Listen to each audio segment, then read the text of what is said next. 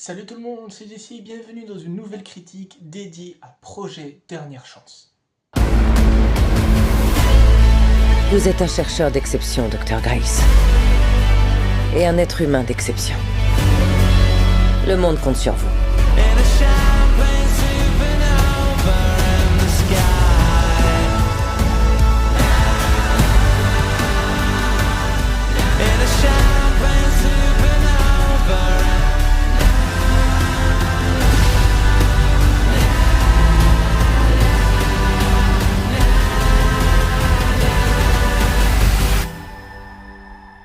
C'est maintenant ou jamais.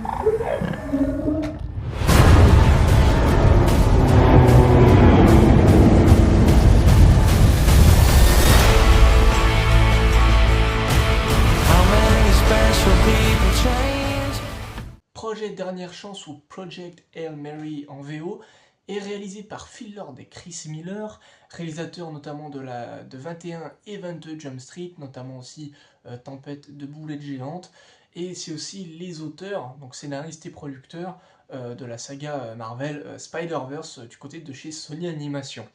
Le film est scénarisé par Drew Goddard, créateur notamment de la série Daredevil de Netflix, et c'est basé du roman du même nom de Andy Weir. L'histoire nous raconte donc celle de Ryland Grace, un prof de sciences au collège, qui se voit être recruté par la NASA afin de découvrir pourquoi toutes les étoiles de la galaxie sont en train de mourir, sauf une, mais lors d'essais qui ont mal tourné, tuant des astronautes, Ryland est contraint de partir dans l'espace. À son réveil du coma, il est amnésique et devra se souvenir afin d'accomplir sa mission, mais il ne sera pas seul, ça a été dévoilé dans les bandes annonces, il sera accompagné de Rocky, un petit alien fait de roche, avec qui il va se lier d'amitié. Rocky et Grace ont exactement la même mission, alors ils vont travailler en équipe afin de trouver une solution pour sauver leur monde.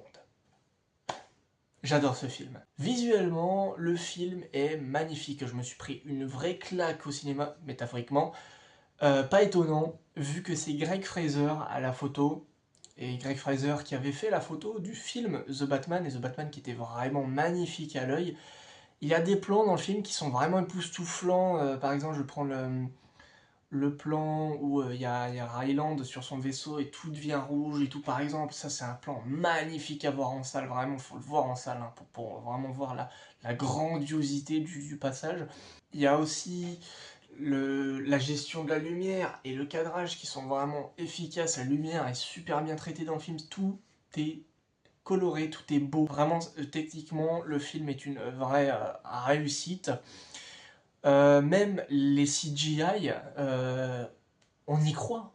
Et ça fait du bien de voir enfin un gros blockbuster original qui n'est pas une suite, pas un remake ou quoi que ce soit, c'est juste une adaptation d'un bouquin qui nous offre des effets spéciaux magnifiques. Et ça devrait être la norme aujourd'hui, mais il faut le dire, c'est très beau et on y croit. Et bordel, le budget, il est rentabilisé, le budget. Vraiment, il est carré. Au niveau de la mise en scène, le rythme est vraiment très très bon, bien équilibré entre les phases dans le passé et dans le présent. Vraiment, c'est super bien maîtrisé au niveau du montage. Les flashbacks arrivent au bon moment. Et c'est ça qui est bien en fait. On se pose des questions, le film nous répond, et c'est vraiment un pur plaisir aussi de voir des génies euh, essayer de sauver le monde en faisant les trucs de génie, des trucs de science, quoi. Et ça, c'est vraiment super satisfaisant à voir à l'écran. Toujours dans le rythme, le film alterne parfaitement entre sérieux, humour et émotion. Et le tout est aidé par une superbe performance d'acteurs, rien à dire, ils sont tous excellents dans leur rôle, même les plus secondaires ou tertiaires, ils sont tous très très bons. Sincèrement, ils ont tous la réplique ou la petite action qui vont les faire briller. Pareil donc sur l'humour, Phil Lord et Chris Miller, c'est plus des comédies d'action, et le film est assez drôle. La plupart du temps, vraiment, quand il y a de l'humour, c'est très drôle, ça marche. Les blagues, elles font mouche. Vraiment, l'humour est super bien dosé. L'émotion aussi, le film est très touchant. Vraiment, j'ai chialé à la fin. J'ai vraiment chialé. C'était beau. Vraiment, c'était beau. Et aussi, il y a eu aussi des moments sérieux, de tension. Spoiler, quand on apprend que Ryland va être forcé à partir, en fait, quand je dis qu'il était contraint, en fait, il est forcé. On lui demande pas son avis, en fait, carrément, ils vont l'assommer, ils vont l'endormir en le plaquant par terre avec une picouse dans la nuque, et hop, direction l'espace, rien à dire. Et t'as vraiment ce sentiment de trahison que t'as dans le film. C'est vraiment, plus t'avances dans les flashbacks, plus son amitié avec ses collègues devient de plus en plus étrange. Il perd ses habitudes avec ces gens-là, et quand ces gens lui disent bah en fait on t'oblige à y aller, on va te forcer, en fait t'as pas ton mot à dire, il voit ça comme une trahison. Même son pote, le sort de vigile, pareil, il le trahit, il lui dit juste ouais tu vas le faire, c'est tout, tu vas y arriver quoi. Ça fout les boules, et on les a là quoi, et c'est super bien retranscrit à l'écran. Vraiment le rythme, le dosage de l'humour, du sérieux, vraiment c'est super bien dosé. Au niveau de la musique, composée par Daniel Pemberton, à qui l'on doit la saga Spider-Verse notamment, nous offre une BO sublime accompagnant des passages d'émotion et aussi de contemplation, bref, des moments où tu regardes l'espace, où c'est juste des moments où tu contemples la merveillosité de ce qui se passe à l'écran, et c'est des morceaux qui fonctionnent la plupart du temps. Il y a aussi des compositions préexistantes, hein, des chansons, tout ça qui fonctionne. Parlant musique, transition tout trouvée, on va parler du son, voilà, musique et son. Au niveau du son, c'est juste magistral. La gestion du son est super, et ça fait du bien de voir un film dans l'espace où il n'y a pas de bruit. Il n'y a pas de bruit dans l'espace, parce qu'il n'y a pas d'oxygène. Donc il n'y a pas d'oxygène, il n'y a pas de bruit. Et c'est bien, ça fait du bien.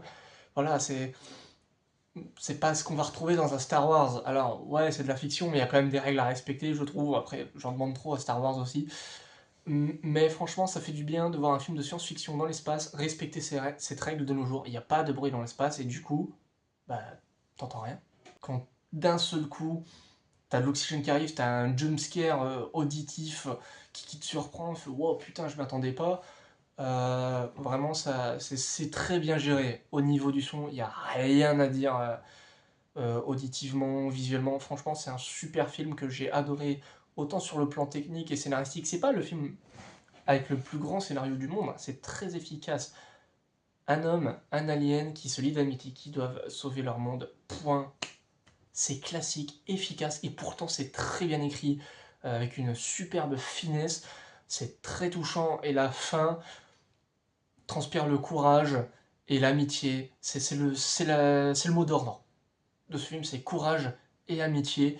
Et aussi les balls, voilà, c'est très ballsy, ils sont très couillus, nos deux personnages principaux, vraiment ils ont des grosses couilles, et vraiment c'est le courage. Ce film est beau, ça fait du bien de voir un film beau en ces temps troublés.